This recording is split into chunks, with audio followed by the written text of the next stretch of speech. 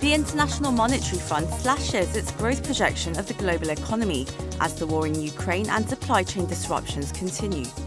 The global economic outlook falls to 3.6% from 4.4%. The forecast for South Korea also drops from 3% to 2.5%. Western allies pledge more weapons for Ukraine as Russia's offensive in the eastern Donbas region escalates. Kyiv's defense ministry says Moscow's aim is to grab Ukrainian land, create an overground link between eastern territories and Crimea, and crush Ukraine's military. South Korea continues to see a downward trend in new COVID-19 cases, but the country sees its first cases of the new and more transmissible XE and XM variants. Hello and welcome to New Day at Arirang. It's Wednesday, April 20th, 8 a.m. here in Seoul, South Korea, and I'm Lee Seung-jae. And I'm Oh Soo-young. Thank you as always for joining us today. Now over the next hour, we're going to be giving you a look at some of the biggest news stories of the day and experts' insights on some of the key issues facing Korea and the rest of the world.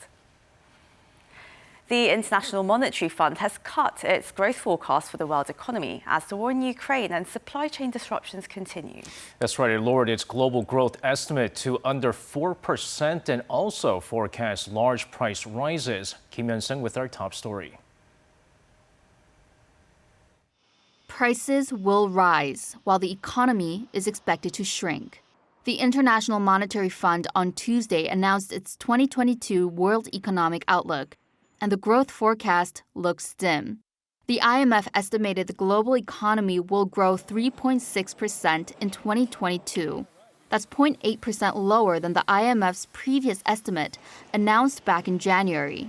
It's also significantly lower than the global output in 2021, which was more than 6%. The global economy is weighed down by the pandemic, but perhaps even more heavily by Russia's war on Ukraine. Global economic prospects have been severely set back, largely because of Russia's invasion of Ukraine.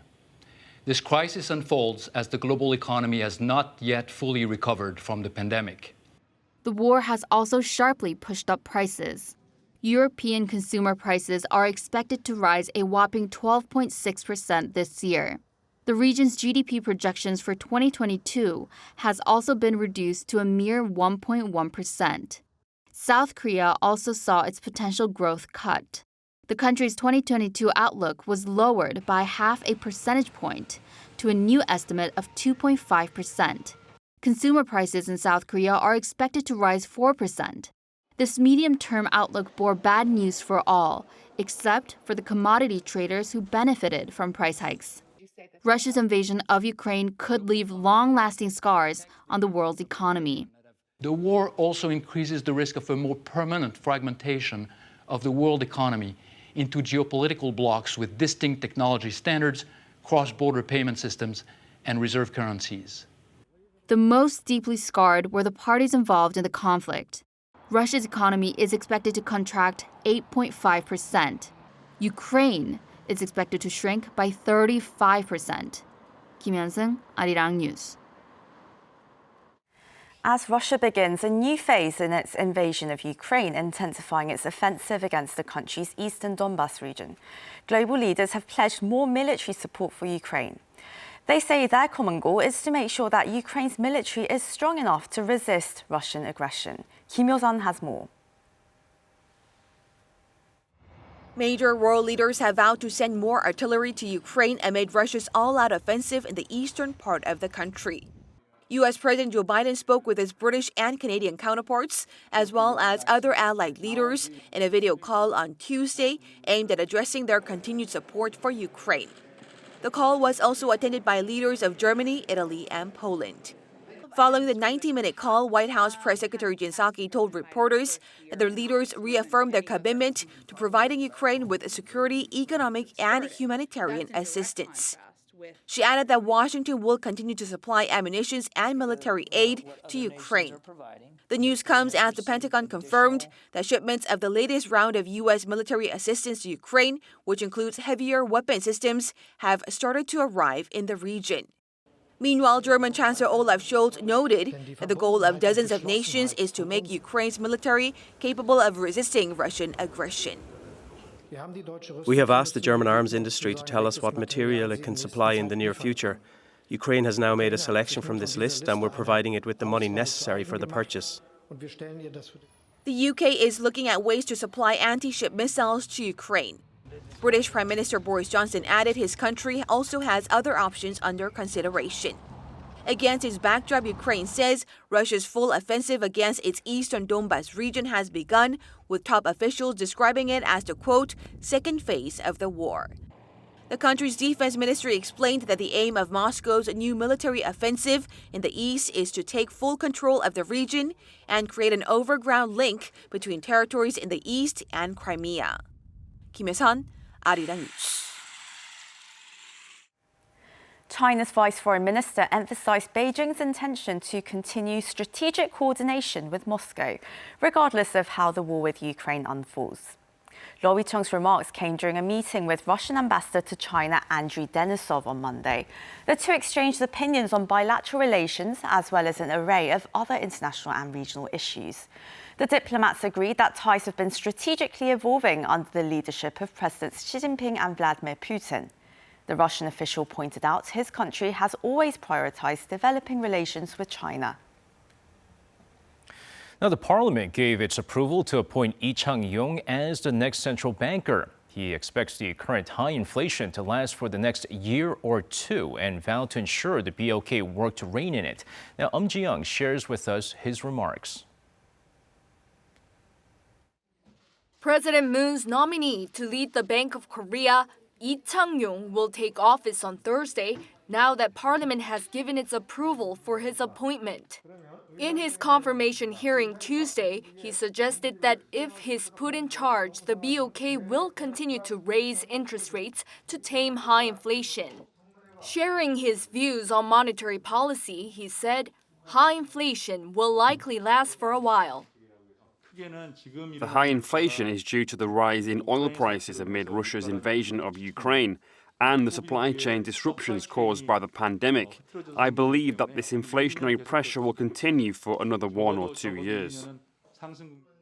He added that inflation could, in fact, rise further as demand recovers and people spend more due to greater government outlays and the end of social distancing. The expected inflation rate is rising, so we will do our best to signal the curbing of inflation by raising rates, even if this is not what some people prefer. But he added, if South Korea hikes its key interest rate quickly, as the U.S. appears to be doing, it could damage the country's economy. Instead, he said monetary policies will be implemented at an appropriate speed in a way that can tame inflation while not undercutting the momentum of economic growth or having a negative impact on vulnerable people. He noted that as South Korean society ages and the workforce shrinks, there's a need for long-term monetary policy aimed at preventing a decline in economic growth. Also, he said a pan-governmental task force should be formed to ensure a soft landing in terms of the country's rising household debt, something, he said, cannot be done by the central bank alone. Ji-young, Arirang News. The price of imported wheat per ton in South Korea surpassed the $400 mark in March for the first time since the 2008 global financial crisis. Now, according to the Korea Customs Service, the price of imported wheat hit $402 last month. This is a 8.8% jump from the previous month and a whopping 41.4% jump from the same period last year. Now, the ongoing war in Ukraine as well as the soaring shipping costs were among the factors behind this latest surge in the price of imported grain. Now, the Chinese government plans to let companies in certain key sectors resume productions in Shanghai to lighten the blow the citywide lockdown would have on the global supply chains. Now, the zero-COVID policy is still an immense challenge for other countries, including, of course, here in South Korea, which needs components for cars, especially. Now, Min Soo-yeol has this full story. Shanghai is on track to resume production after the Chinese government announced plans to help key industries get back to business in its commercial hub. Around 600 companies in the semiconductor, automobile, and medical sectors will resume operations. But some say starting production lines in Shanghai will not be easy, as it still remains difficult to bring workers to factories due to lockdowns. An added problem is that China's strict zero-COVID measures have also expanded to other regions, including the Jiangsu province. About 22.8% of total Chinese imports come from Jiangsu province and around 16.5% from Shandong province, which is much larger than the imports from Shanghai. And in the case of Guangdong province, it is about 12%. So if COVID-19 spreads around there, the actual effect on us would be even greater. Not to mention, China's lockdowns have already hit the auto industry, and it's not the only sector to be affected. South Korea is heavily dependent on Chinese imports, particularly in batteries and chips. So if productions in production lines were to continue, there would be a ripple effect on South Korea's economy as inventories of raw materials are running low. Min Suk-yeol, Arirang News.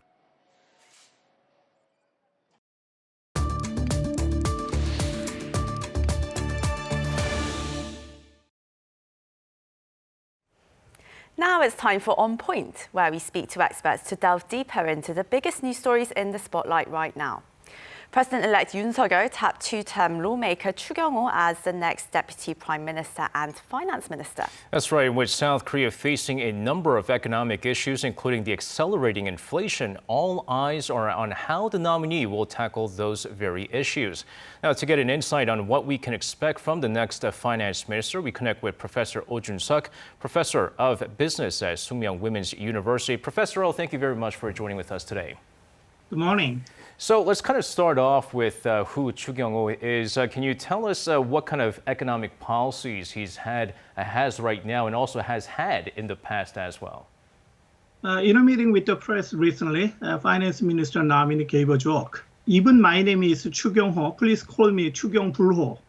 Here, Chu Kyung in Korean means supplementary budget, and Ho means okay or all right. Instead of his name, he wanted to be named as Chu Kyung-불호, which implies in Korean, supplementary budget will never be all right. Mr. Chu has been an elite government officer in EPB, Economic Planning Board, and well known for his fiscal policy specialist with diverse experiences and good record of planning industrial reconfiguration for excellency. And his policy style might be closer to the new Keynesian school of macroeconomics, which is different from incumbent Finance Minister Hong Nam-gi, who prefers active tax policy to fiscal policy. Coupled with tightening budget, it is expected Mr. Chu will lead productivity-led growth policy, totally different from income-led growth policy. I may guess Mr. Chu will plan for enhancing economic productivity when he takes office by transforming industrial structure in Korea. Well, it sounds like he was pretty much made for the job, Professor, given his name, and let's hope that he does give this boost to the Korean economy. But, well, right now, the top priority for economic policymakers in Korea is beating this accelerating inflation. And, well, how do you think Chu is going to tackle this problem, given the very limited policy options? Not considering the contingent situation, there are two measures to tackle with inflationary pressure: tightening money supply and that interest rate hike follows. This might be the same case for Korean economy in the upcoming future. Now, the situation for a policymaker to count in contingent factors. What matters outside is too powerful to control the inflation. Ukraine and Russia account for 29% of all wheat export, and the cost of flour imports rose more than 20% in February. This could drive up the price of bread, instant noodles, and even packaged foods. The wheat price jump boosters animal feed prices, which has led to more expensive meat product. This means what Korea faces is a complex type of inflation, so-called agflation, inflation caused by price increase of agricultural products. This tells us that tightening money supply and interest rate hikes, it should be added to solve supply bottleneck or supply disruption simultaneously. So it needs to provide alternative supply channel of raw material, grain, and energy should be paralleled with the monetary policy. So, Professor Oh, we now have a new Bank of Korea governor in Lee Chang-yong, having been confirmed actually just yesterday. So, you have Finance Minister Chu Kyung-ho having to work alongside this new BOK governor here.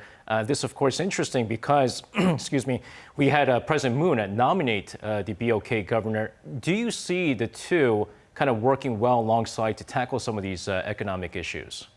You got a great point, and yes, I think so. What you're considering is whether the fiscal policy and the monetary policy will be in good harmony with each other. Not to mention of his field experience in the ABD, and then the IMF. When he was a professor, almost all econ students in Korea start to learn economics, develop and advance their studies in economics with the textbook by Lee Chang-yong. And the BOK Governor Nominee's advisory professor, Lee Jung-woo, was also famous, a star professor of public finance. And the Professor Lawrence Summers, former finance minister in the United States, was also his advisory professor at Harvard. When he taken office, as his position will be the BOK governor, the head of monetary policy, but he has a full knowledge of internal and then external competency, how to coordinate with fiscal policy driven by Finance Minister Chu Kyung-ho. Whether the success or failure of Mr. Chu's productivity-led growth policy in the upcoming future depends on how to stabilize the price increase in the market. Enhancing productivity in the industry should be implemented under the foundation of price stability, kept by modulating money supply and interest rate changes in an economy. And Professor Oh, well, President-elect Yoon's known to have a very pro-market and small government approach to the economy, to business. And well, with Chu as his finance minister, what kind of changes do you see Korea taking on as it goes forward? It would be part of my personal opinion that income-led growth policy of Moon government should have been successful if the income comes from the market. In the market, income should be awarded to the successful player, not be rationed equally likely. Moon administration dreamed of big government, and money rationed by the government would be different from income in the market. Inflated role of government get used to interfere market autonomy from the political considerations, which increase market friction, generating inefficiency and deadweight loss. In this respect, it is appropriate new economic policy of the new government will be based on market autonomy, relatively aiming at small government. I suppose market-driven economic policy would be better alternative, though not perfect and almighty, which needs modification of economic resources and adjustment for a fair distribution to the less group by the government should be required. Again, it looks like we have to take a closer look at how things move forward for here. But Professor Oh, thank you as always for your insights, and we do look forward to talking to you again. Thank you for having me.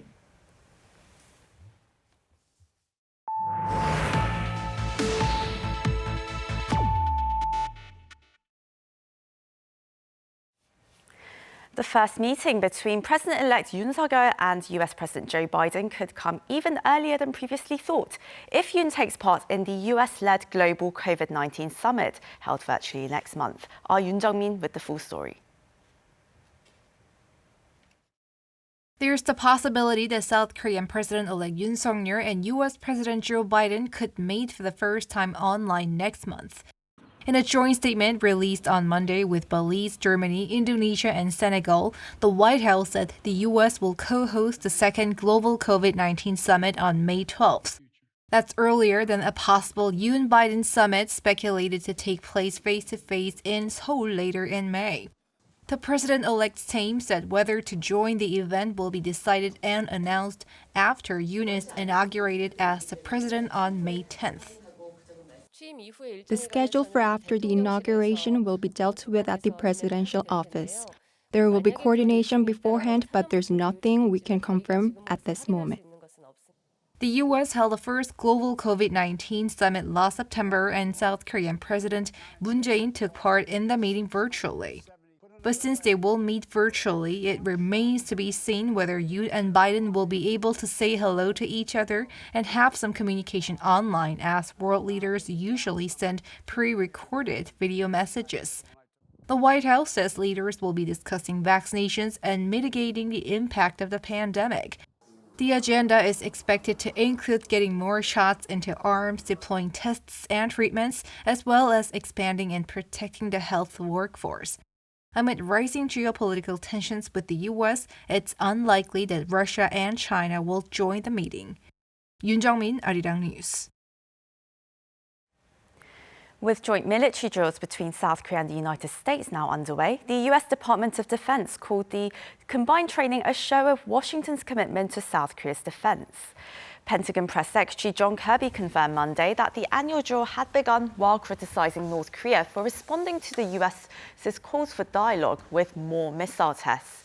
He insisted diplomacy is the best way to achieve denuclearization and said Washington has made it clear that it's open to talking with the North. Now, in the meantime, U.S. envoy for North Korea issues Sung Kim met with Seoul's foreign minister and the minister of unification. Now, they discussed the need to maintain their strong alliance, deal with the regime's provocations, and bring it back to talks. Han Sung-woo with this report. The United States Special Representative for North Korea, Sung Kim, met Tuesday morning in Seoul with South Korea's Minister of Foreign Affairs, Chung Eui-yong, and according to the ministry, they discussed ways to manage the tense situation on the Korean peninsula. Chung reportedly stressed the importance of a strong joint defense posture and mutual cooperation to bring North Korea back to the negotiating table. The U.S. envoy agreed and also emphasized that North Korea's provocations should be met with a strong response. He reaffirmed, though, that the U.S. is open to talks with the North without preconditions. In the afternoon, Kim met with Unification Minister Lee In-young. Minister Lee stressed the need for peace and stability in the region by continuously working together in the search for a diplomatic solution to North Korea's raising of tensions.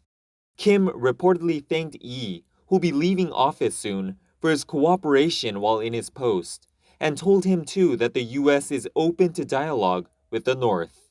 On Monday, the day he arrived, Kim met with his counterpart, Seoul's nuclear envoy No Kyu-duk, and vowed to work closely with him in dealing with North Korea's provocations responsibly and decisively.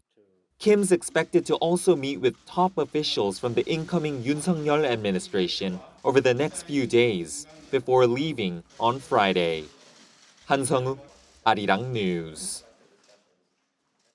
Now, multiple U.S. government agencies warned of potential North Korean cyber attacks on American cryptocurrency and blockchain companies. The FBI, the Treasury Department, and the Cybersecurity and Infrastructure Security Agency said jointly on Monday local time that attacks are triggered when victims download cryptocurrency applications to the computers that have malware.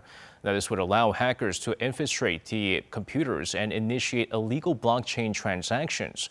While the attempts are being spearheaded by the North Korean state-sponsored hackers dubbed the Lazarus Group, other groups are also believed to be involved.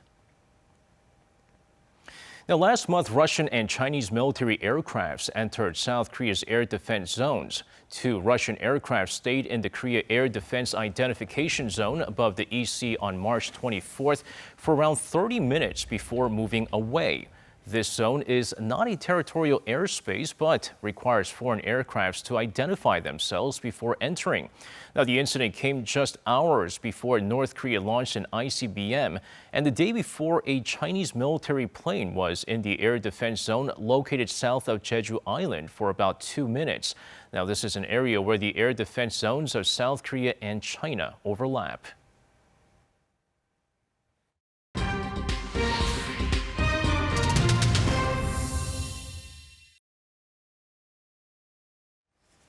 Now it's time for Global Insight, where we speak to experts from around the world on issues making headlines. Will Seoul and Tokyo finally mend fences and become friendly neighbours amid regional tensions? Hopes are certainly high as South Korea's President-elect Yoon Suk-yeol has decided to send a delegation to Japan over the weekend ahead of his inauguration in May, making Tokyo the #2 destination for his diplomatic envoys who visited Washington earlier this month.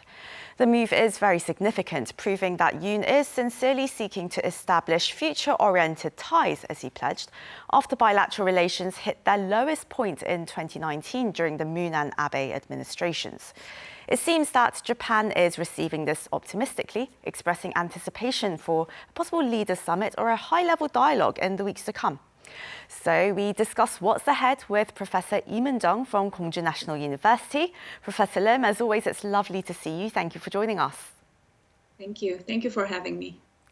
Right, now, first of all, please, Professor, tell us more about the 7-member delegation that's going to go to Japan on the 24th. And this, of course, includes National Assembly Deputy Speaker Chung Jin-suk. Now, what will the delegation's mission be, and how do you expect them to get on with Japanese lawmakers and key officials in Tokyo? Sure. Let me briefly talk about who delegations are first. Again, Mr. Chung Jin-suk, he is a veteran politician, and he has been a member of Korea-Japan-Japan-Korea Parliamentarians Union. So he has been known as a politician who is very knowledgeable about the Japan-Korea, Korea-Japan relations. And his actually district, actually my university is located in Kongshu City, and he represents this area. But this area has a very long and, very deep relations with the Japan historically and culturally. So I think, he leads the group, the 7 members of the delegation. I think that's a very good message, I think, to the Tokyo too. And when the Korean delegation visited Washington, D.C. recently, it was led by the Mr. Park Jin. But the members actually were pretty much mixed. For example, Japan expert was included, or China expert was included this time too.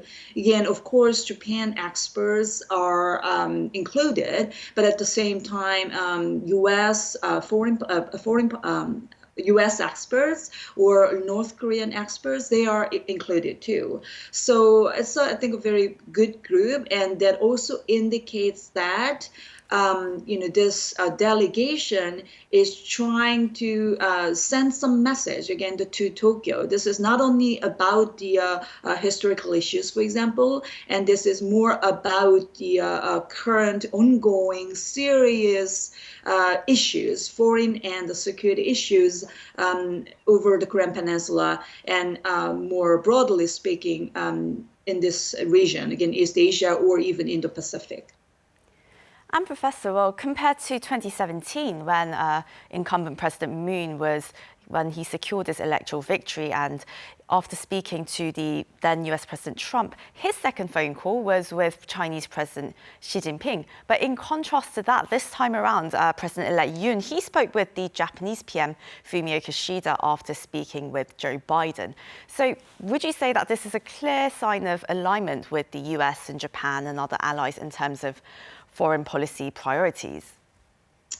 Well, President-elect Yoon Suk-yeol, when he had a television discussion, he clearly said that, I'm going to meet the American leader first, and then probably Japan, and then China, and then North, as a response to a question from the coordinator for the panel discussion.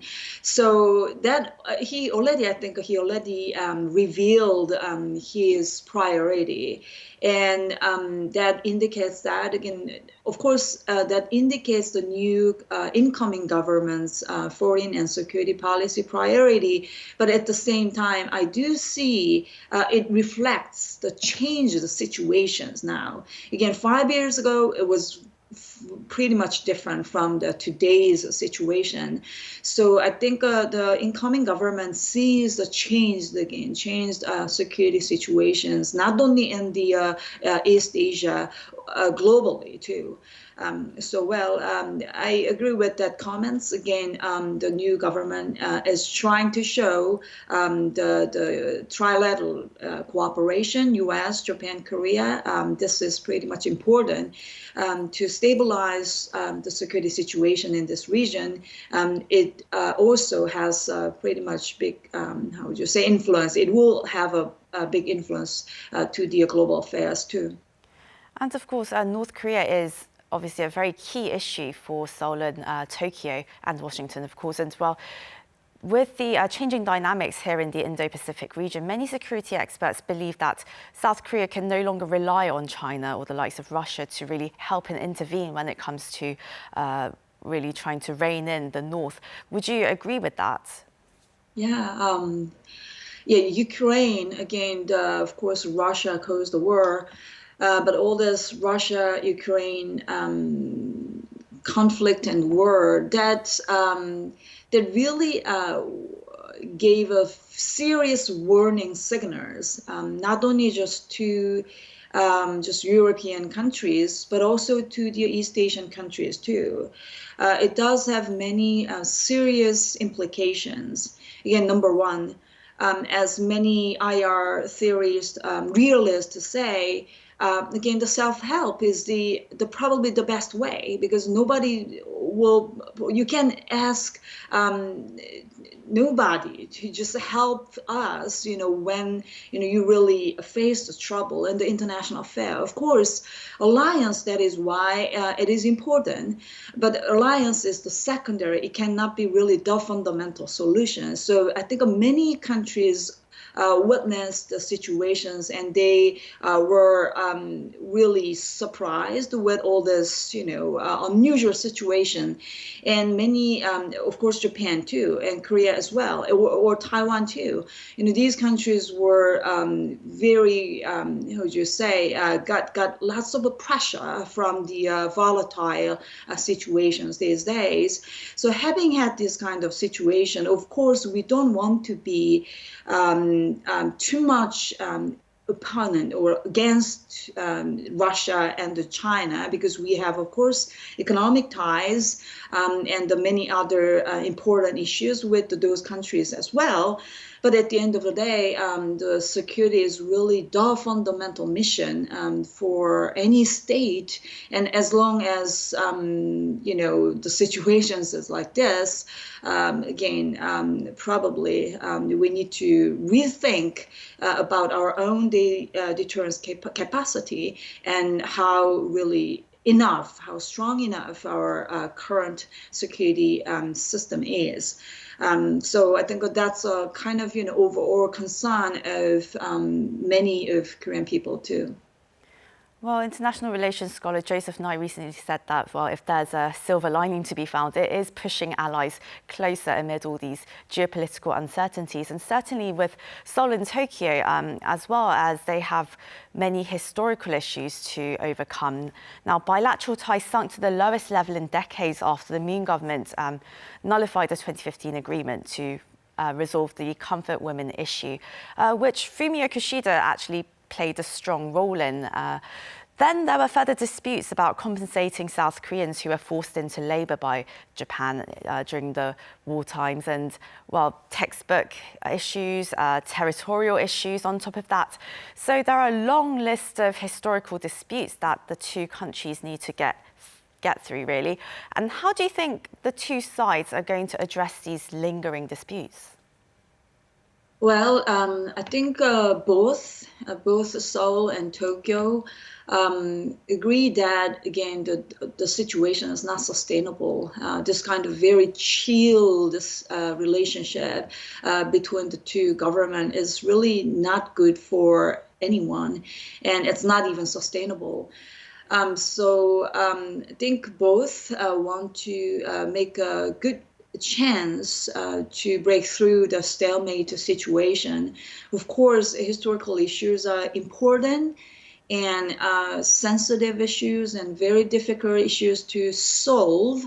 But my probably recommendation, or many other probably experts will, I think, give a similar suggestion. Again, historical issues are, again, remain important, but I hope, again, the new government doesn't mix all the things together, because this is one. And we have many other issues. Again, economic security issues, as I just mentioned, security concerns are increasingly getting more and more serious.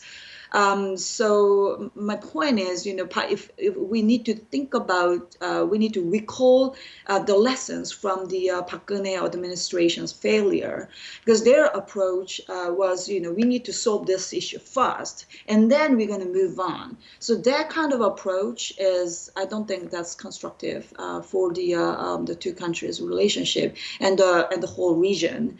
So I think Tokyo has some kind of sympathetic minds with this kind of comments as well. So, we'll see. Again, I hope the delegations can have a constructive conversation with the Japanese counterpart too.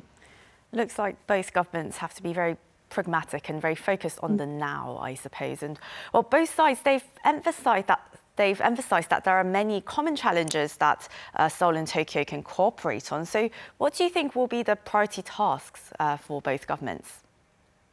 Well, there are many important issues. For example, climate change too, and it's a serious issue. And the Korea, Japan-like countries really need to seriously work on, and even together, cooperation is necessary as well. But probably, realistically speaking, again, the North Korean issue is, I think, can be number one priority for both government, because if you think about the series of provocations, tests conducted by the North, today it's only April 20, but until today, they have conducted 13 times. So this is unusual. This really creates volatile situation in this region. So I think the two government will prioritize how to deal with this North Korea situation. I think they're gonna talk about this as a number one priority, and it is necessary too. And Professor, if Seoul and Tokyo do manage to mend fences, then do you think this improved relationship will boost South Korea's chances of joining the CPTPP, the Comprehensive and Progressive Trans-Pacific Partnership? Because it seemed that during the Moon government, most economic analysts here in Seoul doubted that Japan was happy about Seoul joining in the initiative. But now do you think maybe the mood is changing? Yeah, again, we need to really change the air fast. Again, if you think about the Japanese public sentiments about Korea, it is not good at all either. So what I'm trying to say is, again, the public diplomacy is really important these days.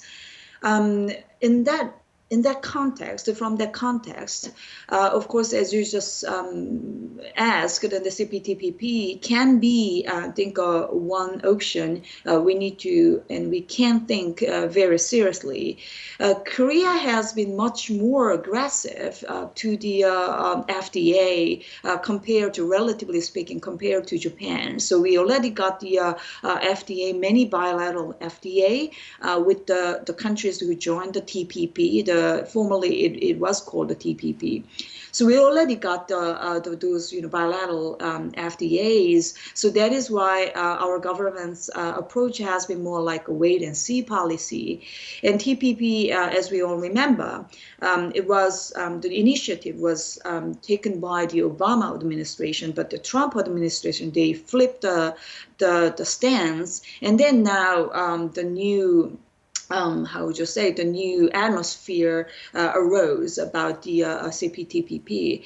So if Japan, if Tokyo is really wants to have Korea like a partner in this framework, I think it can be a good option to think about because again, as I mentioned earlier, economic security, all this restructuring global supply chain is another like important issue these days.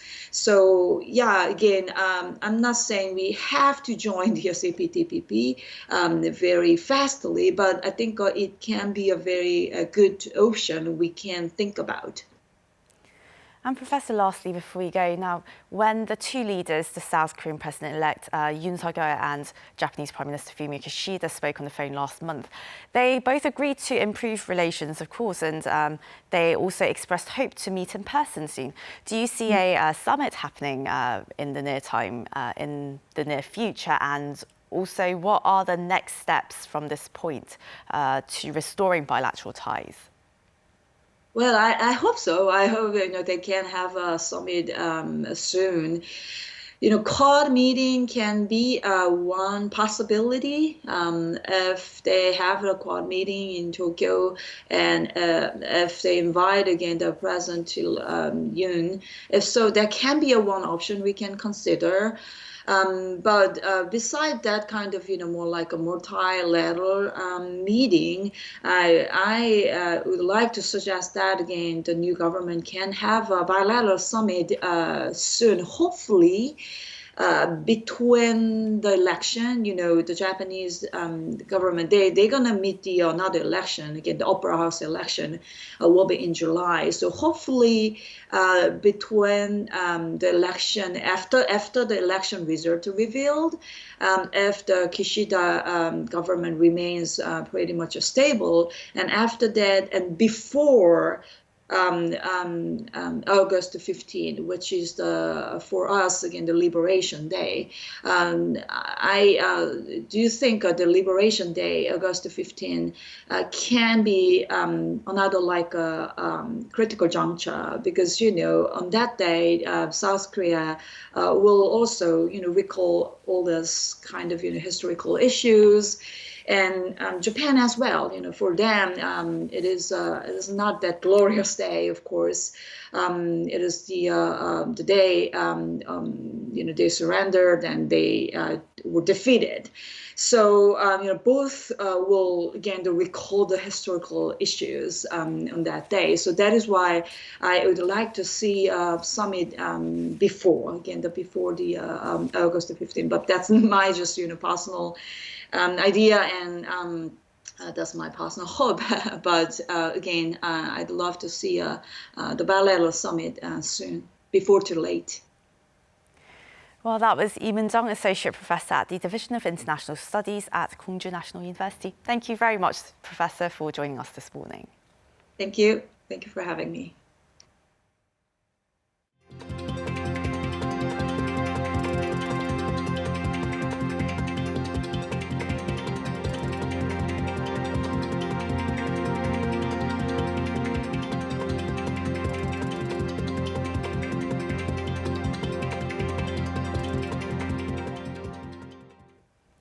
Now, South Korea reported 107,923 new COVID-19 cases as of 9 p.m. Tuesday, down nearly 8,000 from the same period the day before.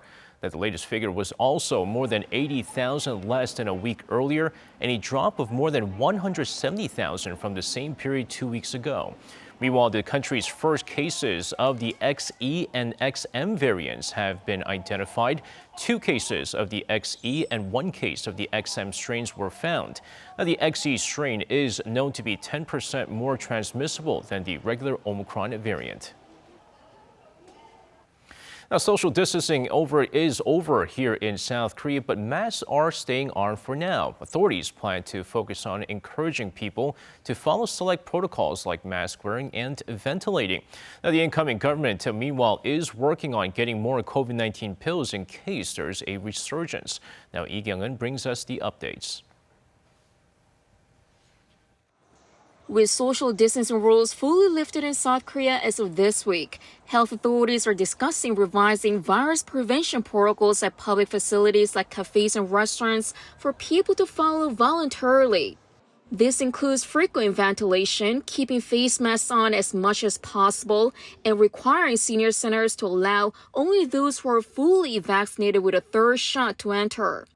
This comes as the overall risk of COVID-19 in South Korea remains to be classified as high, the second highest level in the 5-tier evaluation scheme, due to fatalities still at alarming level, posting over 1,700 in total last week, and most importantly as the highly contagious South Omicron now accounting for 91.5% of the cases sampled.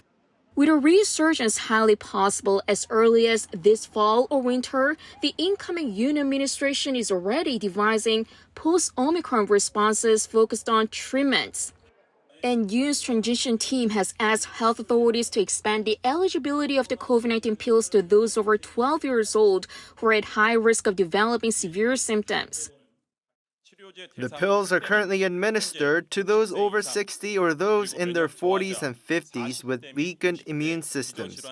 The plan is to include those over 12 years old with underlying health conditions.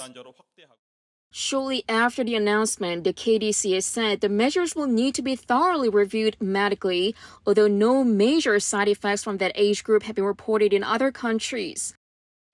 As for the supply, Yoon's transition team is in talks with the current government about the purchase of additional COVID-19 pills.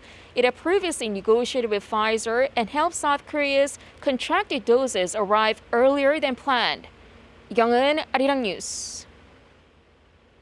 Again, with authorities in South Korea dialing back their virus prevention measures, schools are planning on bringing back field trips. Now, according to the Seoul Metropolitan Office of Education on Tuesday, almost 600 schools are considering organizing field trips or camps. Now, of those, more than 260 were in high schools, but for schools to actually plan out any trips, more than 70% of the parents have to give their permission. Seoul's education office will provide support for some schools to help them carry out the PCR test to make sure activities can take place safely.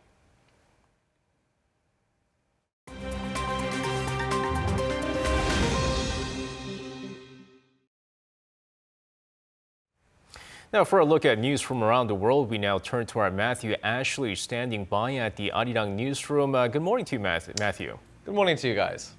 Hi, Matthew. Let's start in Afghanistan, where a series of blasts at a high school near Kabul has left several dead. Well, that's right. And reports say at least 6 people have been killed and 17 others injured following multiple explosions at 2 locations, a high school and an educational center in western Kabul on Tuesday. Now, according to authorities, 3 of the blasts occurred in quick succession at the high school, with the death toll feared to rise. Meanwhile, details of the attack on the second facility are still unclear. The explosions occurred in an area home to a large Shia Hazara community, a minority group frequently targeted by extremists. No responsibility for the attack has been claimed, though the community has long been targeted by ISIS. This follows an attack in May 2021 where a bombing at a girls' school in the area killed at least 85 people, mostly teenage girls.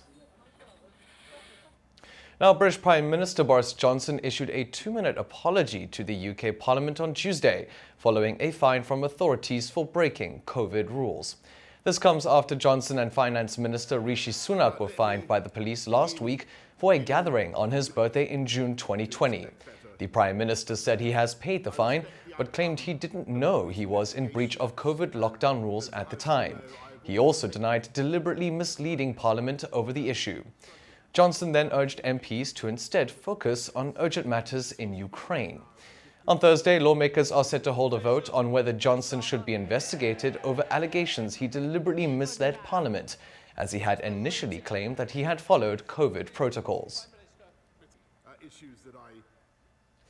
The UN warned Tuesday that millions of people living in the Horn of Africa face starvation this year, as delayed rains have worsened on an ongoing drought in Kenya, Somalia and Ethiopia.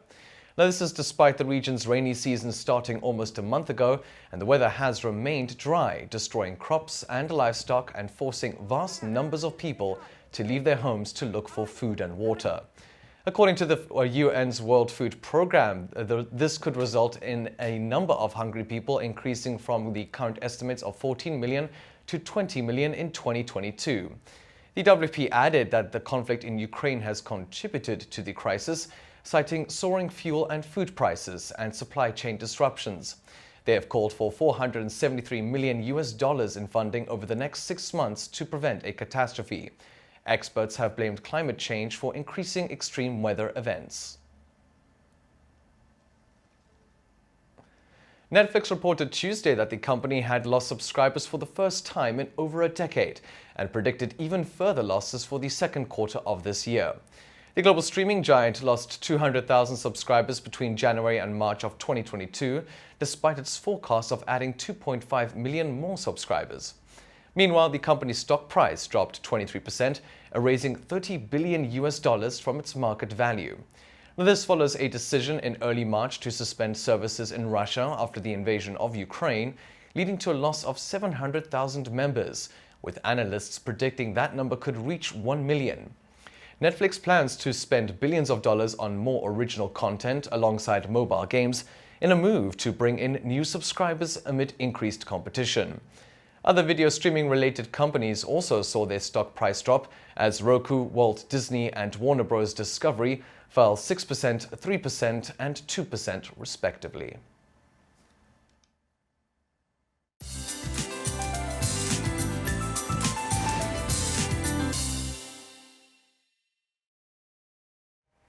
Good morning. Well, we are already into Kogu, the final spring term on this seasonal calendar. Time just flies. Well, Kogu literally means grain rain, the day when spring rain generates crop growth. But rather, it looks to be another bright and fine spring day with temperatures in a range similar to yesterday with wide temperature differences. And as much as we are enjoying plenty of spring sun and breeze, we are really starting to need to see some rain, especially along the East Coast where the risk of fire is already very high. If you remember, it was only a month ago that Ulsan and Samcheok had a massive wildfire, so let's all be extra careful.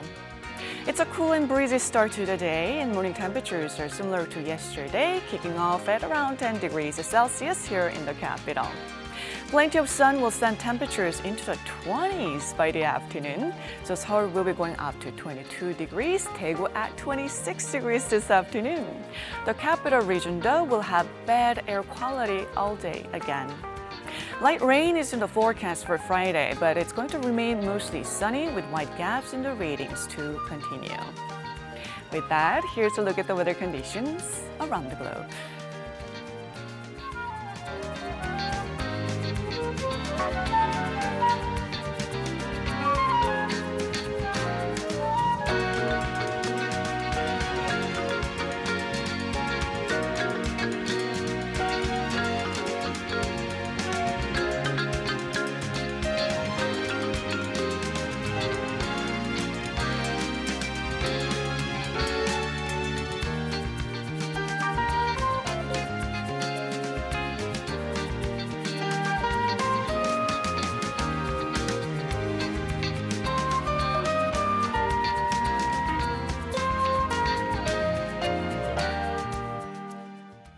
And that's going to do it for our Friday newscast today, but make sure you join us again tomorrow for our Thursday's edition of New Day at Arirang.